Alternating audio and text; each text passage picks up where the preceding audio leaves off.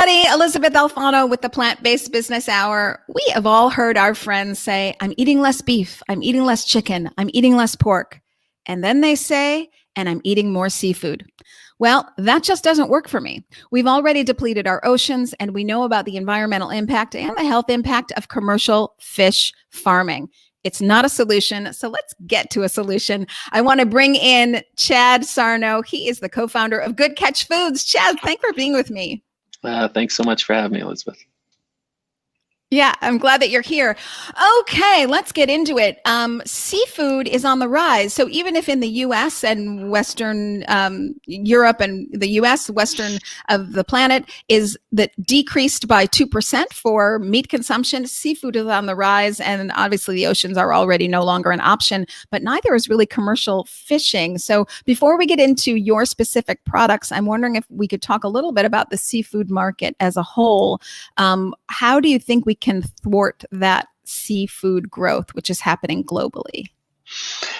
I think it comes down to transparency. I think it comes down to transparency from some of these larger companies, these larger fisheries, and these commercial fishing operations, and transparency of what's actually in their product, how they're actually catching the product, and so forth. So, no, and I think with plant-based seafood, it's certainly teed up to disrupt that industry quite a bit. So.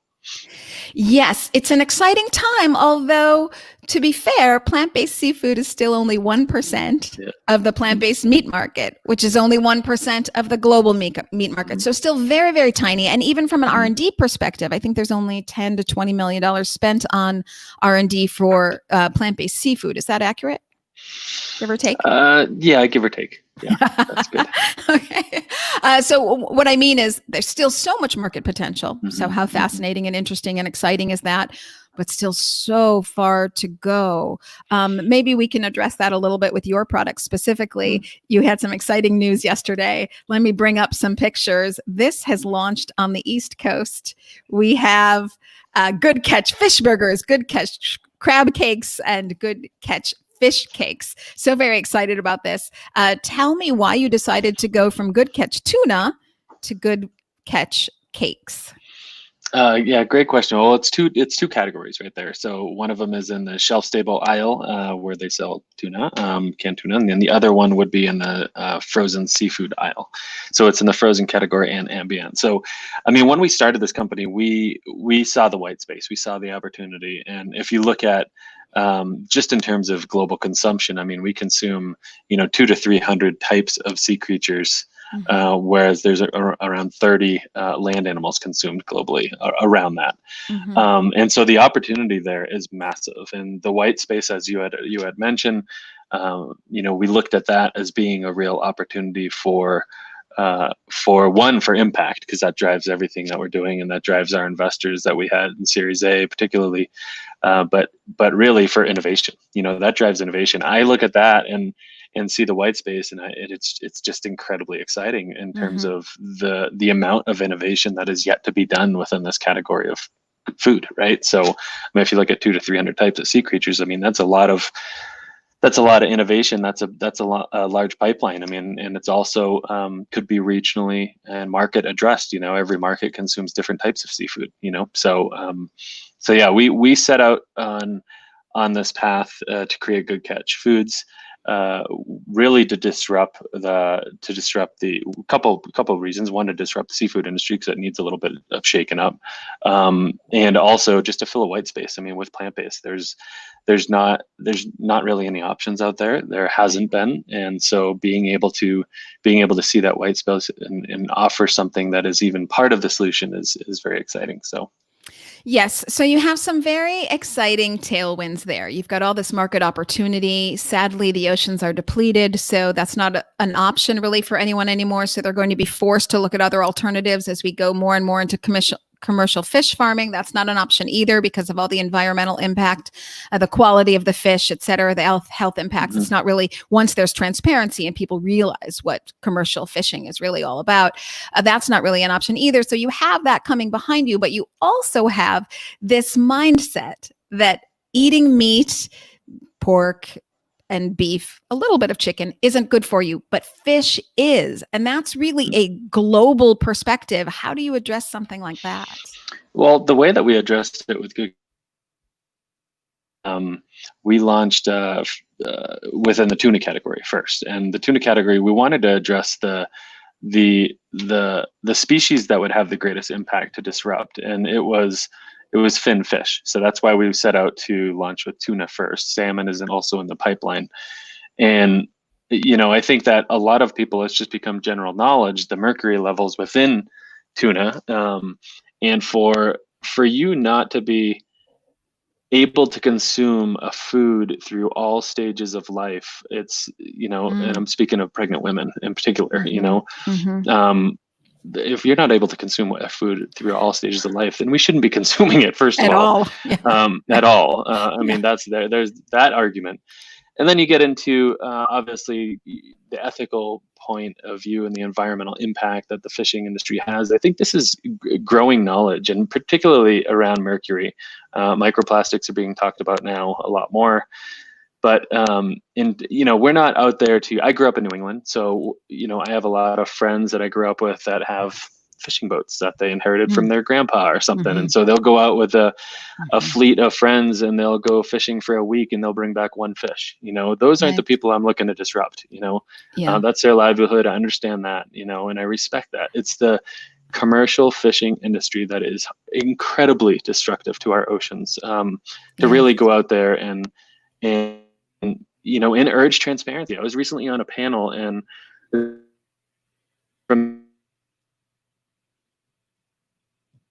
don't panic, people. He's coming back. I don't know why he is stalled there, but usually we just wait it out a little bit and he's going to come right back. Chad, if you can hear me, sometimes what works is to get off and get back on again if your internet is causing issues.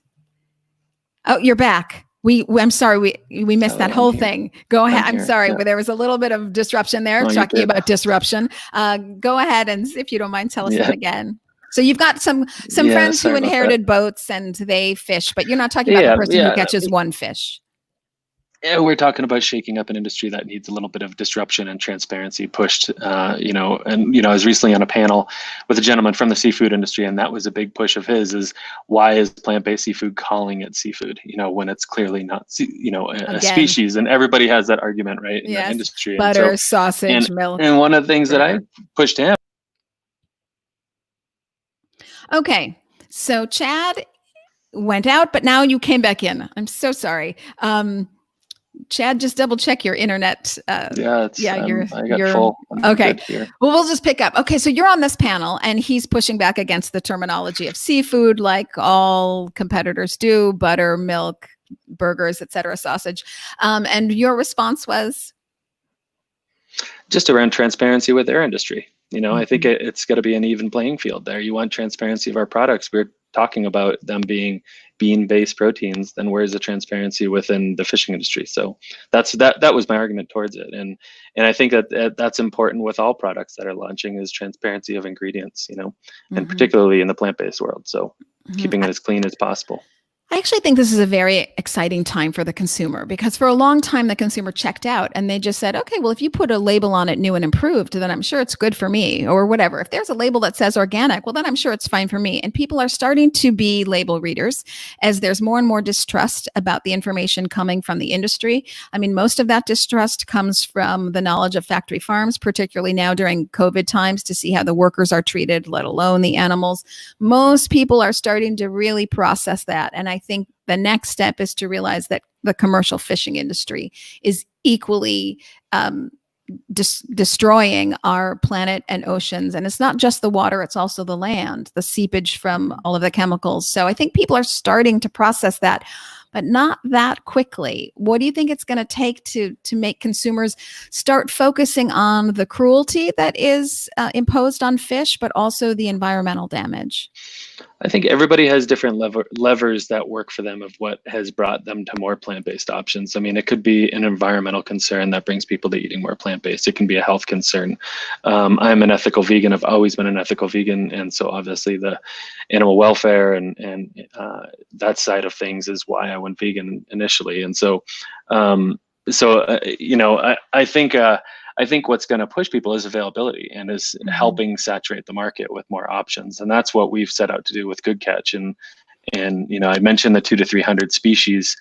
That excites our entire team at Good Catch around the innovation that's able to be done. So I think it being readily available and it being really focused on convenience, so it's accessible, taste, and then it being affordable. That's what's going to really push some change. I mean, we see that with Beyond Meat. I mean, Beyond Meat's cost. They're looking to lower their cost below the cost of animal products, which is incredible from a convenience standpoint, and it reaches really all demographics as well. So.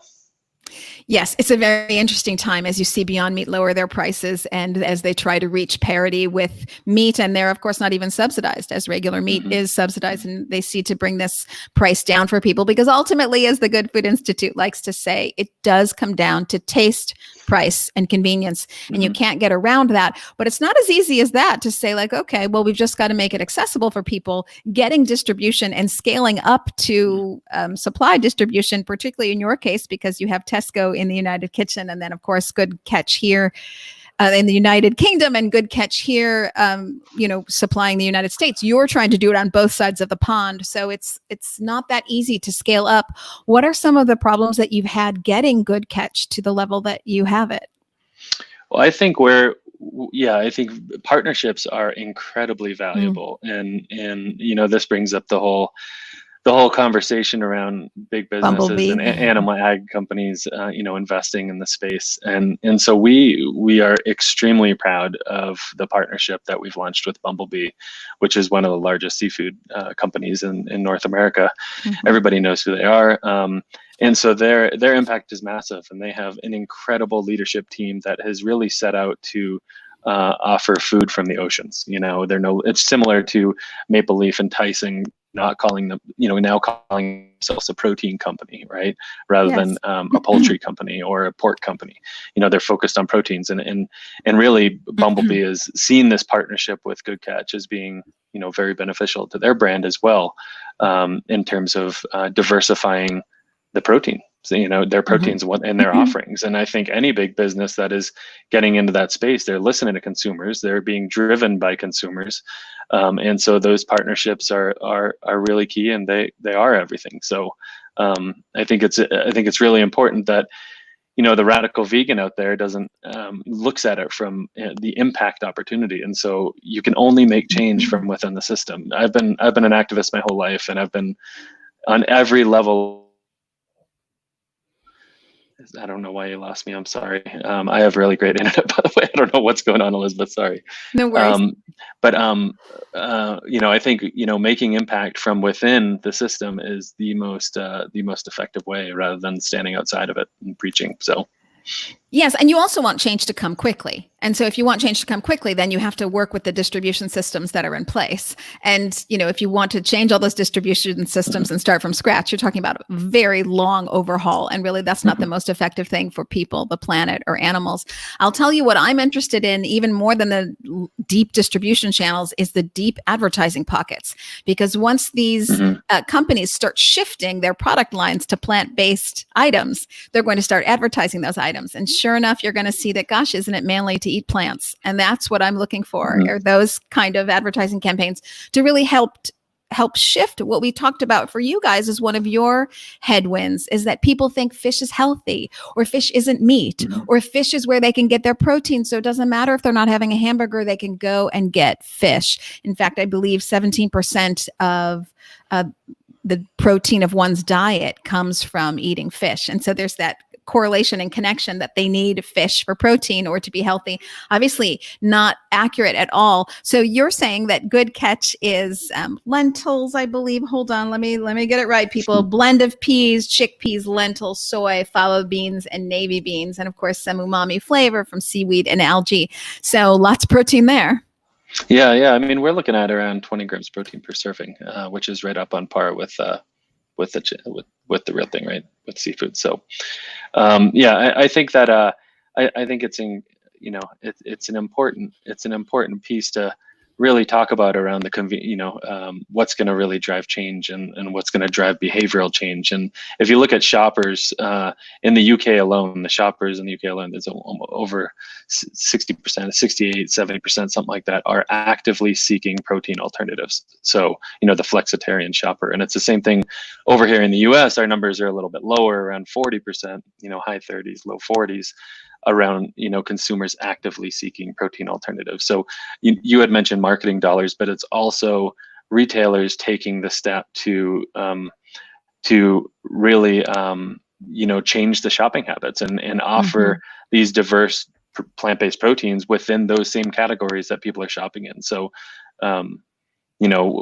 so that's why our new frozen line is in the frozen seafood aisle. So if you're going to look in the plant-based set, most likely it won't be in there. It'll be in the frozen seafood aisle. So yes, and this is a major change that, again, Beyond Meat really helped institute, where you could get plant-based meat next to regular meat, and you could, get your products as well out of the vegan space, which is tucked away in a corner somewhere, and get it into the more accessible aisles. I was reading an article in the Washington Post yesterday about Safeway and what their learnings have been through the growth of the plant-based products coming into their stores. And they're saying that people return purchase, this is plant-based products as a whole, so it might include plant-based milks. People return purchase at a rate of 32% for plant-based products, when over the entire food category, it's only 11%.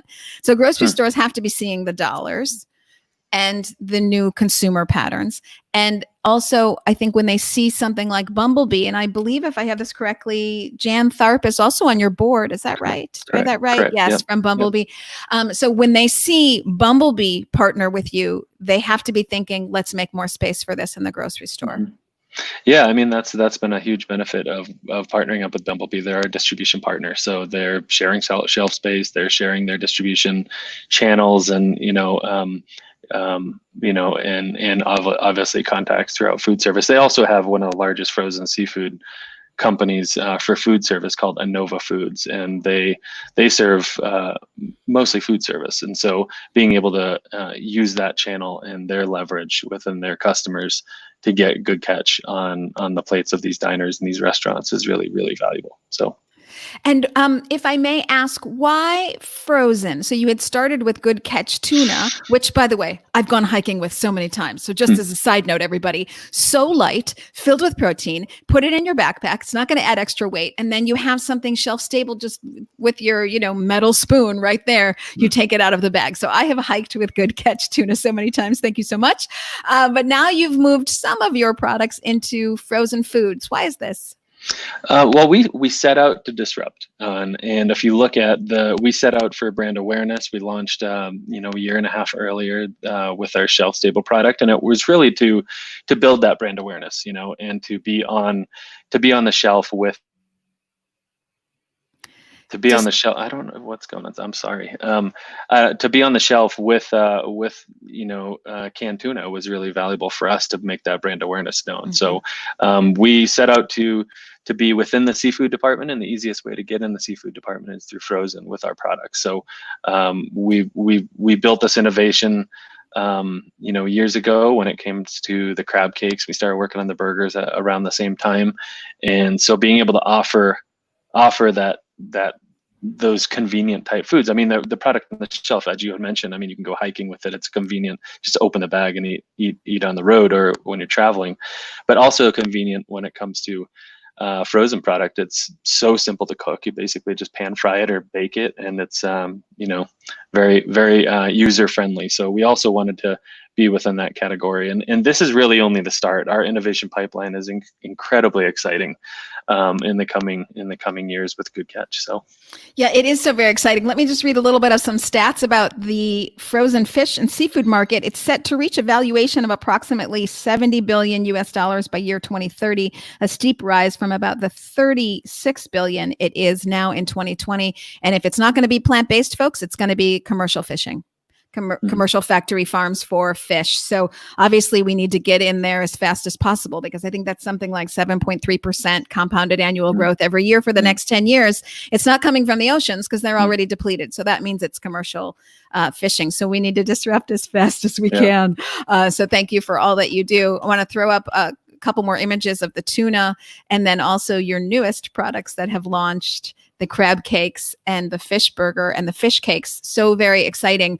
Tell me about some of the creative problems you've had in the kitchen, if you've had any. I mean, one of the tricky spots is getting the plant-based fish to be flaky, and so that you've got that texture issue. And I'm wondering if you can share, you may not be, it might be an IP thing, but if you can share how you circumvented that in the kitchen.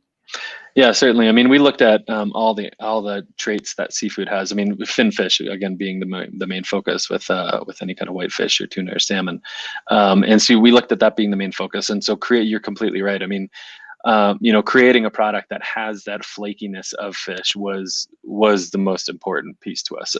It was really in parallel with a couple other boxes that we needed to check. One of them was texture, first and foremost, because we wanted the experience to be very comparable to what people are used to when it comes to texture. And texture is such a distinct aspect of seafood. And so that's why we have a 6 legume blend. So that's, you had mentioned it. We have pea and soy and fava bean, lentil, navy bean, and chickpea. And so working with that diversity of proteins has also helped us, create that thin layering of protein, which is very exciting. And so when we hit that, we worked on texture for probably the first year and a half with the product before we really started to fine tune taste and all of that. So, and if you look at, the functionality of different beans, this is why there's so much made with soy or there's so much made with pea. It's used for function particularly. And that function is, once hydrated, those proteins, it creates almost like a bouncy protein, a bouncy meat. This is why a lot of the chickens and things like that are soy and pea based, but we wanted to, diversify our protein mix within our blend. And that's how we achieved that flakiness. It was pretty amazing when we actually did. So, and then we started working on taste. So taste and texture. Obviously, the other piece was nutritional profile, which is really important for us. So we wanted to look at the omegas that fish have, and then also the protein, and keeping it as clean ingredients as possible. And so, as I mentioned, 20 grams protein per serving, right up there with albacore. And same thing with we have added algae oils and extracts and seaweeds in there, which gives you 350 milligrams of DHA EPA blend. So. Yes. So you can offer basically exactly what the consumer is looking for. Correct. Without the mercury, without the allergies, without the potential damage to an unborn child. I mean, really, you think about why would we be eating something if you can't have it when you're pregnant for fear of damaging the fetus? Obviously, not really the right thing for us. But still, no small feat. Am I being simple if I say, well, once you've nailed the texture with beans, can you just replicate that for all kinds of fish? Or do you have to go back to the drawing board every time? No, we have to go. You can replicate that with flaked fish. So, crustaceans and things of sorts are a little bit different, sure. like lobster and scallops and,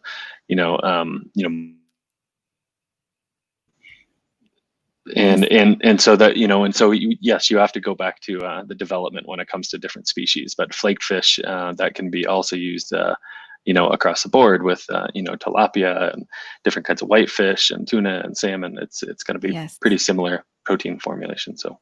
Yes. Well, good. So that means we're going to see a lot more products from you. Yep. I don't know if you can give us that info now. Can you? No, we have 3 amazing frozen products that just launched yesterday. How about that? Yes. Okay. Well, okay. We're leaving it at that. Okay. Well, yes. The news travels so fast now. It's like, if it's 24 hours, then it's considered old. But of course, that is not accurate. So we have fish burgers, crab cakes, and fish cakes. They've all launched on the East Coast. Don't panic, everybody. They're coming to the Midwest and they're coming to the West Coast, I am told. And I'll say my own little innovation. As part of this show, I'm doing a segment called New Products Review, where I just get to eat stuff and tell you guys how it is. So Chad's going to get me some of the crab cakes and fish burgers, so I can do lots of eating and telling you guys how it is. Of course, it's going to be fabulous. We know that. But I just want to get into the details of how fabulous and why. So Chad, be sure to get me those products when they come out. I sure will. And the reason that those products might come out is because you have a new plant. And I really want to talk about this. It's so important. Tell me about the plant that you're building that should be up and running in August, I think, that is going to be in Ohio, and what that will do to your distribution. Yeah, certainly. So we looked for co-manufacturers within the space, and HME is the type of products that we're developing, which is high moisture extrusion. That's similar to Beyond Meat, Gardein, all of those other companies use a similar process with extruded product. And so being able to, we're coming up against many walls when it comes to co-man, and everybody protects their operation in such a small space because they're protecting their IP. So we determined that we needed to build our own plant. So we chose Heath, Ohio as our location for many reasons, but that's right outside of Columbus, and we have already opened up our facility. We've been building it for almost 3 years from ground up, and it's a 45,000 square foot facility that we're going to be producing all of our products out of, that we are producing all of our products out of. And it's just incredibly exciting, the opportunity that we have to protect our IP, but also for scale and for impact. I mean, the impact is the reason we got into this, and to be able to scale with demand is really, really valuable. Some of the most well-known plant-based companies out there, I think some of them shot themselves in the foot, and they scaled before they were able to, they sold too much in order to provide with the scale. So we've been taking it very cautiously when it comes to distribution, to make sure that everything's on par, and we are surely confident that we can provide the demand that will come out nationally and also globally as well. We came out with really with the intention for it to be a global play. So we're already over in the UK in Tesco, and we have a number of other continents that we should be hitting in the next couple of years. So when you say they sold too much, are you referring to investors? They sold too much of their own company in order to raise money so that they could build a plant? Help me understand what you mean there. No, just in terms of the demand, they built up there's a pent up demand, which I think that there's something to say for pent up demand, but they were having 20, 30, 40% fill orders, Yes, right. I see. So, and when we don't ever want to be in that position, we want to be able to fill the orders when they come in, obviously. And I think that there's something to say about pent up demand and, the excitement around it when it's not available, but we don't want to be in that position necessarily. So. Right. I see exactly what you're saying. So it's better to pace yourself out so that when you do get larger and larger contracts, you can fill them 100% and not have the customers that you've spent so many years building and the relationships, et cetera, fall apart when you can only deliver 40% of the contract. Yes, I totally understand that. Maybe you can tell me a little bit, because I think this is so fascinating as we talk about disrupting not just the grocery store, but the mindset that people have about the food that they eat. How many people will you employ at your plant in Ohio? Ohio. Well, right now we have probably about 35 employed total. We'll get that probably up to double that. So, which is very exciting, and that doesn't even include our international partners and our international distribution partners, and we're expanding quite quickly. We are a nimble team, but we have some incredible leadership in place that is able to really drive this to the next level for us, and we're really encouraged by everybody at the plant. We try to get them involved with the process as well. We have incredible operation leadership that really make sure that people is number one, and being able to offer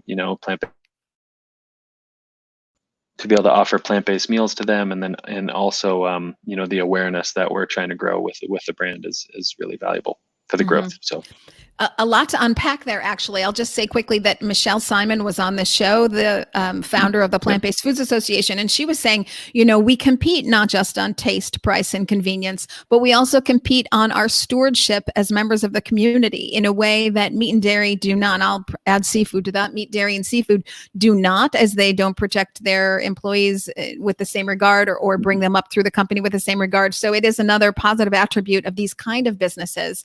And then when you say that you're going to grow to 70 employees, you assume a household of 4. That's almost 300 people that are dependent on a plant-based paycheck. So the more and more plant-based paychecks come around, you watch people change their mind about how much they like plant-based. I think as we start to get jobs into the communities. I think the whole mindset is going to shift. I'll do a shout out here for one of the reasons that it is good to work with meat and dairy. Maple Leaf, as you know, bought Light Life Foods. Light Life, through the funding of Maple Leaf, is opening a plant. It's the largest plant-based manufacturing plant in the United States. I believe it's in Indiana. It's going to employ, I think, 420 people. So that's almost 1,800 people. If you think a family of four are dependent on a plant-based paycheck, it makes a difference. It makes a difference right in the heart of factory farming area in Indiana. So thank you for that news about the plant in Ohio. It makes such a big difference.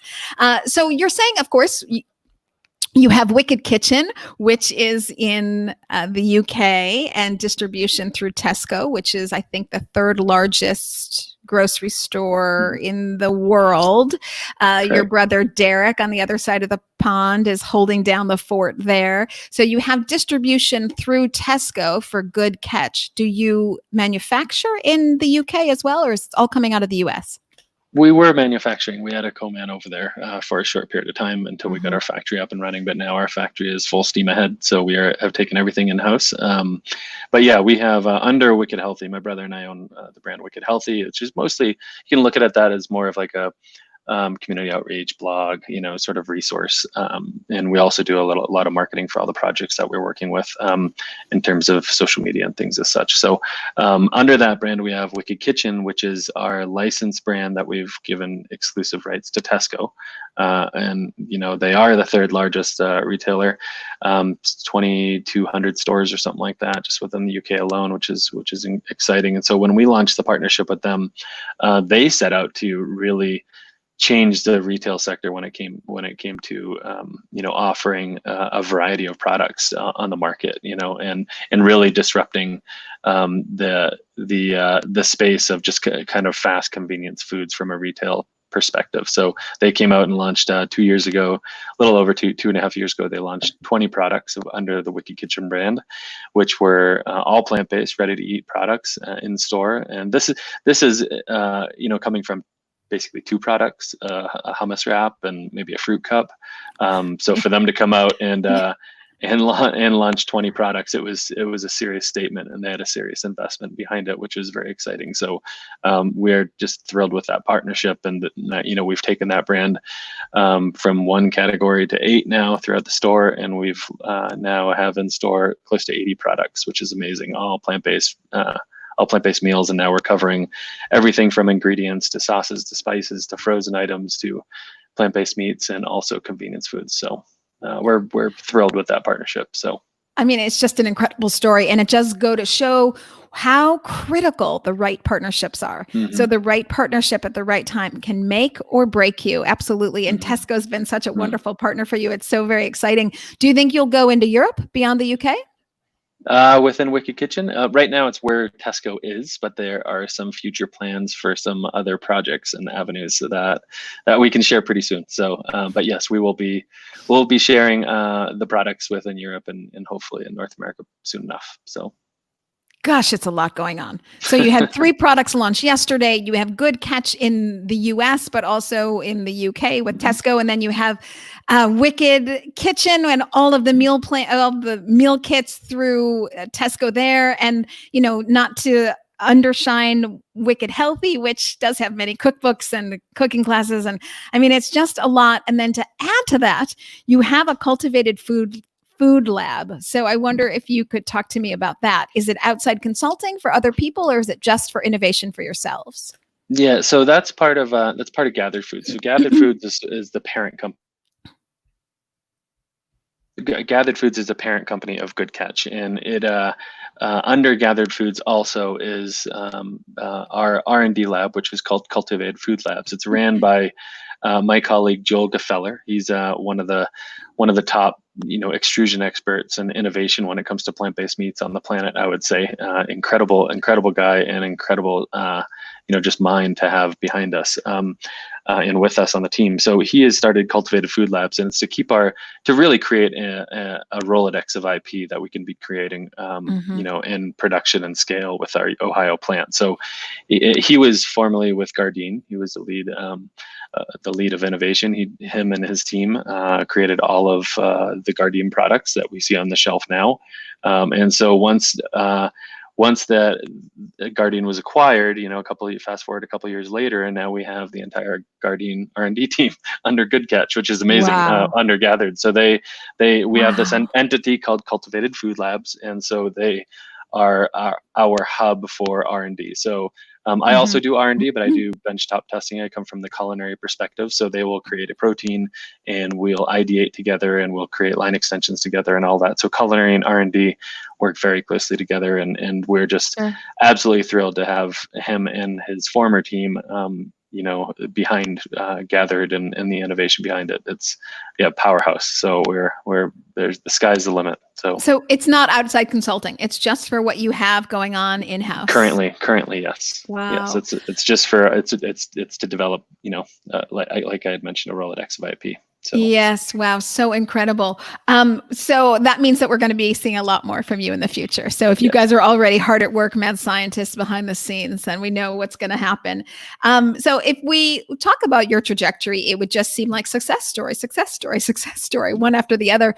Maybe you could help some of the small entrepreneurs that are launching now. And as you know, there are so many plant-based foods, food companies that are launching now. Perhaps you could help those young entrepreneurs understand a little bit of the luck and fairy dust involved, because even when you are dedicated and so smart and good with the numbers and aligning good partnerships, which is so very hard to do, it doesn't all come together. Maybe you can share some of the struggles because you've had so many wonderful successes. We only speak of successes, right? But any struggles only make you stronger to push harder. So and I've certainly had my share of them. With Good Catch, I mean, it's the amount of protein I consumed during the development of this product is inhumane. And being able to say that we actually have a product now. It didn't come from, just overnight. It was multiple, many years of development and working with suppliers, from our equipment suppliers to our ingredient suppliers. I mean, a pea protein is not the same around the world. It depends on, Sure. the harvest. It depends, and same thing with other proteins that we're using. So they all function quite differently. And so, and also when it comes to equipment. So there's been a lot of trial and error over the years. And I would say that we have a very experienced team, but we still have run into challenges. A couple of them, when you're working with soy in particular or pea, there's a back note and taste. And so, and this is why a lot of people don't like soy burgers and, some of the older school brands that they stayed away from, because it has that back note that leaves sort of a lingering flavor. And so we are very proud of our products that we created them with a diverse protein selection so that we could create that sort of neutralized flavor in order to build from. So that was a big challenge. Texture was a huge challenge, as I mentioned. I mean, just way too much protein consumed during that texture development phase. And I mean, I would say, working with the partnerships has been huge. I mean, we set out to really have a global footprint with our product, not knowing how we were going to do that. We just knew that we had the passion to deliver and the impact investors behind us. And so launching the partnerships is so valuable. So I would say the advice for any of those young entrepreneurs within this space that are starting off with a product is not to give up. You can be knocked down many times, and there's a lot of critics out there, but not to give up and keep on pushing. And right now, it's from an R&D perspective, from a culinary perspective. I mean, we're challenged with innovation because the bar has been set very high. Right. And it really came out from beyond and impossible. I mean, they set the bar very high for burgers, right? And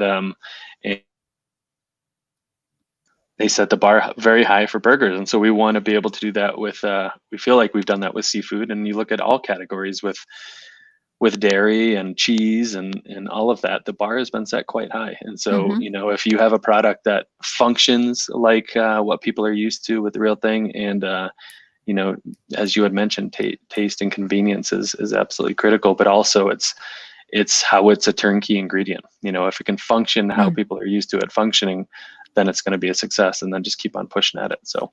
Yes. And it has to be a one-to-one replacement. It can't be this thing that you have to, give an excuse for that's close to, but not really the thing. It has to be a one-to-one.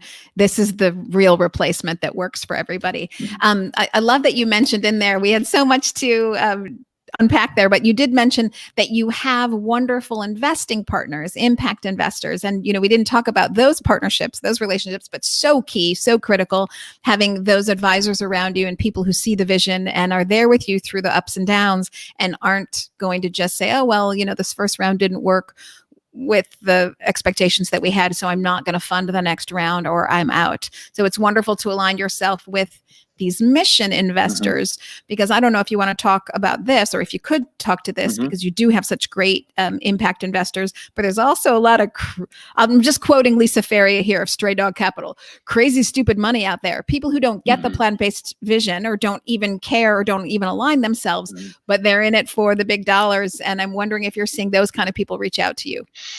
Yeah, I mean, we've had a lot of interest with, we wanted to, have a proof of concept on the market. That's why we launched early with the tuna packs. But really, yeah, there's a lot of money in the space, and there's a lot of excited money in the space, and it's just a matter of, being able to choose and work with those investors that see eye to eye with the vision that you have of the company. I mean, first and foremost, we started this company to disrupt. I keep on going back to that word, and we started out on a mission, with this company to make change the best that we could. One, in consumer buying habits and eating habits, but also within the industry and for the seafood industry to look at, it's important to diversify protein because, fish aren't there forever. We hope they are, but by the rate they're going and the rate they're fished, they certainly won't be. Not the way we do it. Yeah. I mean, so being able to see eye to eye with investors is incredibly critical. So one of my dearest friends and mentor and just great brother, Chris Kerr, he came in. You've interviewed him before, and he came in and with New Crop Capital, and they were some of our first money coming in because they believed in the concept. We partnered up with them and created the project and created the brand together. And then his circle of investors all surrounding around GFI and Glasswall Syndicate and all of those investors coming in that lead with impact. They lead with making change. They lead with creating disrupting plant-based meat and seafood industry, not disrupting the meat and seafood industry and dairy industry. That's their main push. And so we brought in a number of impact investors. We also had a strategic in the Series A round, which is PHW. PHW is the largest poultry company over in Germany. And we looked at that as being an opportunity to open up Germany, right? And so they already have a small plant-based line, but they showed huge interest. So we partnered up with them in Series A. That was really the only strategic. And then we just closed Series B back in February. Oversubscribed, which is exciting. A little over 36 million that was raised with Series B. And so we were able to bring in a number of strategics and, working with, obviously the impact investors leading Series A have a big say in B and the future of the company. We next saw the importance of bringing in strategics. And when I talk about a strategic, it's someone with the buying power and the distribution power that you need to make a global impact, and so we brought in a number of strategics. We brought in Maple Leaf, which is Greenleaf. So Greenleaf came in. 301 Inc., which is also General Mills, they came in as well, and then a couple other strategics behind them. But I would say, were the lead strategics behind us. And so being able to work with those strategics, they actually provide the resources and additional support to get to you where you want to go. And then obviously we brought in also Bumblebee as a distribution partner, and I see these partnerships as incredibly valuable because they offer you not only insight. Sorry, I see myself cut out, so I stopped before. They offer you not only insight, but they also offer you the resources to get to where you want to go, and they can take your 5-year plan and make it 18 months. So, which is very exciting, which is what these strategics are helping us do. So yes, so they don't only bring money to the table, but they also bring their connections and really help you with the business model to keep it rolling and rolling really quickly. Have you ever turned down any money? No comment, but yeah, there's a lot of interest. So there's a lot of interest.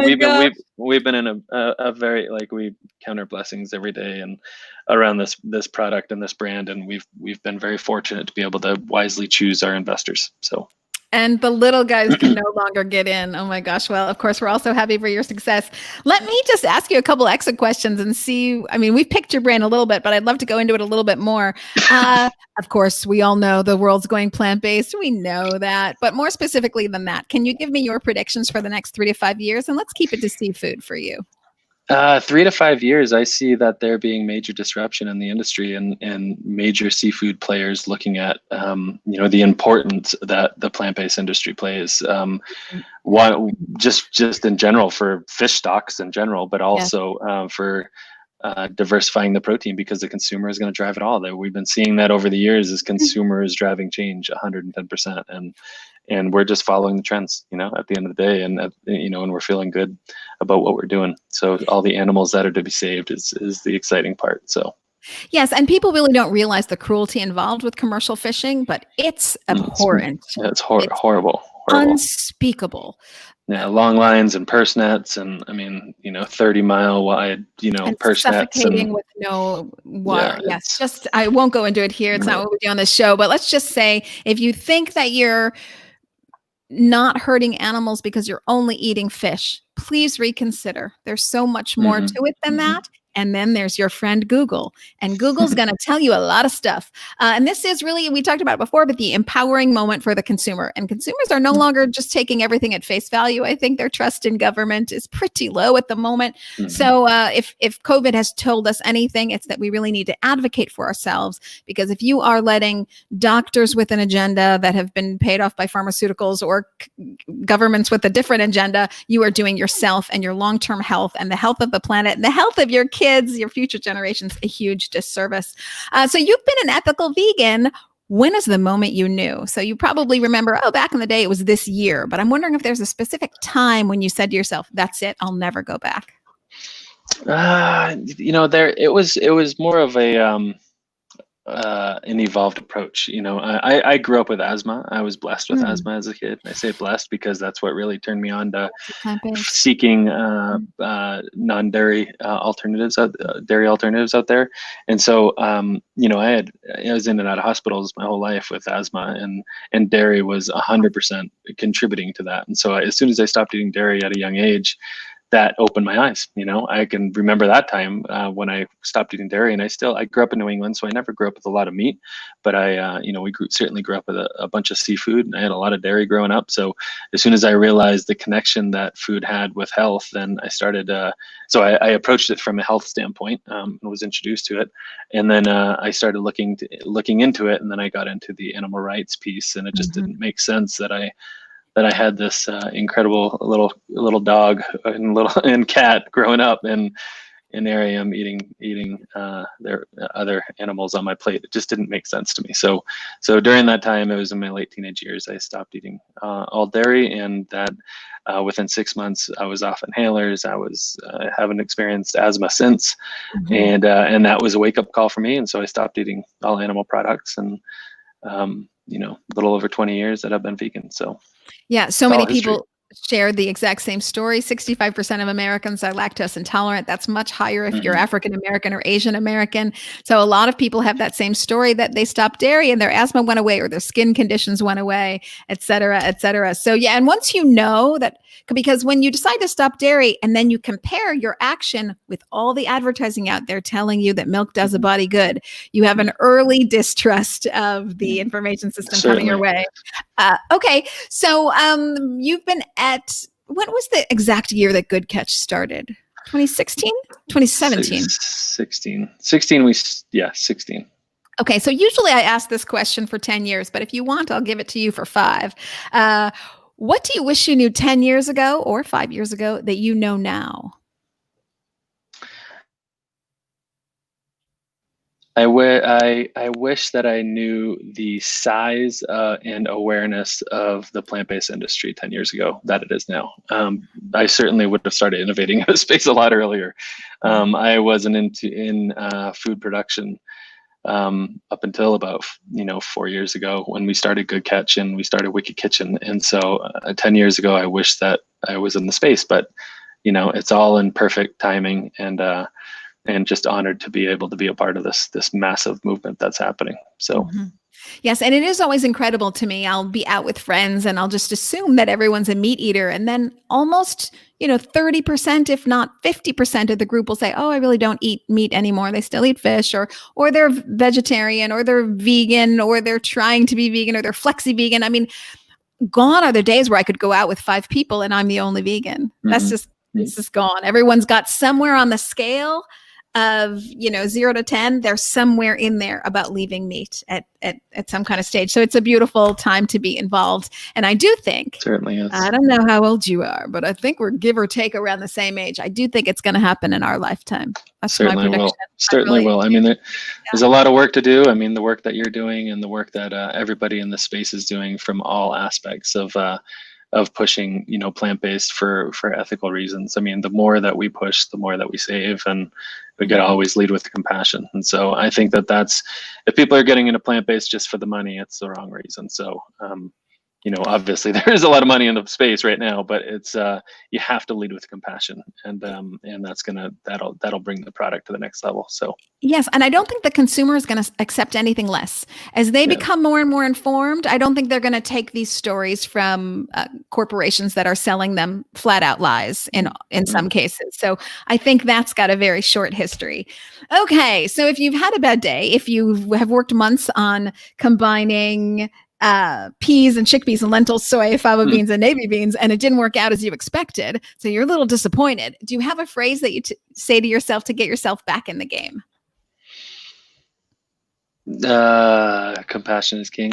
I think that we lead with compassion with everything we do. That's why we've embarked on all of these high impact projects, and it's I'm not doing it for me. It's much beyond that. So I think that there's a greater driver here, and it's when you lead with compassion, I think it's absolutely incredible the effect that you see of your work, and I would never take no as an answer, and I can't do something as an answer. I've always been very rebellious, and I always believed what I believed, and the passion has led me to where I am. So I'm very excited about all the opportunity ahead, and also the awareness that this whole industry has grown exponentially in the past 5 years, and excited for the consumer, and certainly excited for the animals. So yes, I love that you say that. So I think it goes without saying, I hope I am so deeply grateful for all the work that you do and for moving the needle for people, the planet, and animals. And if I can help you in any way, I want to do that, because I'm in love, basically, folks. I am in love. My very last question for you is, you're running around. You were going to have lunch, but you just didn't have time because you have 7 businesses on 2 continents, basically. I exaggerate, but you're doing sort of an inhumane amount of work. What is your go-to snack when you don't have time for lunch? My go-to snack, I love wraps. I'll always have wraps in my fridge. I always have some chow cheese in there or something, and throw on some Vegenaise, some handful of greens, and some. It's just super simple for me. If I can make lunch in 3 minutes, I'm psyched. So I love this because it takes some of the pressure off, because you're a chef. Exactly. We didn't even talk about all the restaurants you used to own and all. I mean, so if you're a chef, and if the chef says like, "Oh God, I got to have it easy and it's got to be made in 3 minutes," and it takes some of the pressure off of us. Because you're a chef, I'll also ask you, what's the one thing we're always going to find in your fridge? One thing you're always going to find in my fridge is garden veggies. So I have abundant, beautiful gardens in Austin, where I reside, and I keep them going all year round. And we always have a couple of drawers of veggies that we harvest. So I have a couple little boys and a teenage daughter, and so I'm very much into family and very much into teaching them what I wish I was taught growing up. And that's around growing your own food and the connection that we have to the earth and to food. So always garden veggies. So. It's an interesting prediction if people will start to grow their own veggies. I would like to see it. And that'll just be a follow-up interview for us. So before you leave, I want to show everybody, of course, okay, folks, fish burgers, crab cakes, fish cakes, they are out on the East Coast where they should be, since that's where you're from originally, but they're going to get their way to the Midwest and the West Coast. Chad, when do you think we'll see that? When will they come across the nation? Yeah, well, right now they're on the East Coast. You can find out where and those banners and retailers at goodcatchfoods.com. You can check out the where to find link up there. Hannaford, Shaw's, Giant, those are the big banners on the East Coast. Then we'll be on the West Coast by August, September, and then we should be close to national by the end of this year, which is very exciting. So, look for them. If they're not in the plant-based set, definitely seek them out in the frozen seafood set. So. Well, I am so excited about crab cakes. Oh, that is my jam. So I'm very excited about that. And whenever I can get my hands on those products, folks, I will be eating them right here for you to talk about taste and texture and what I do with them, because, you can make them as just their own thing on the plate, and you can also cook with them. So I'll be doing a little bit of that.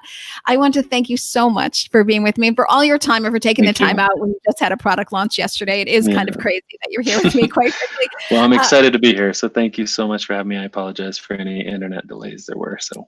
No, don't be silly. If you came to this interview a little late, you can always find it on iTunes. It'll be up in a couple days for the podcast. And you can always find it on my website as well, ElizabethAlfano.com. We've been live on Facebook, Twitter, YouTube, and LinkedIn today, which is so very exciting. And soon it will be on Vegeconomist magazine. So Chad Sarno, co-founder of Good Catch and co-founder of Wicked Kitchen. There's so many things that you do, quite frankly, co-founder of Gathered Foods.